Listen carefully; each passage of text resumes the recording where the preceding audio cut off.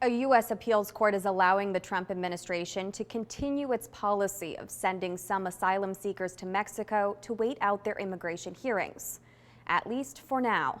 The decision comes after a lower court blocked the policy last month.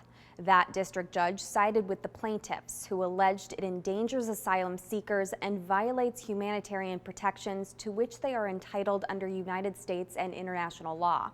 But on Tuesday, the Ninth U.S. Circuit Court of Appeals granted a temporary stay, meaning the Trump administration can continue to carry out the policy pending appeal.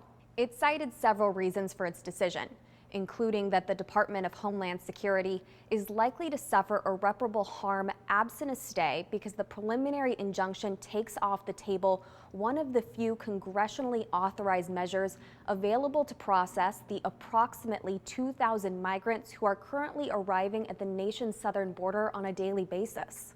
The judges also addressed the migrants' fear of danger, saying the likelihood of harm is reduced somewhat since the Mexican government vowed to provide humanitarian status and work permits to non-Mexican asylum seekers awaiting decisions in their cases.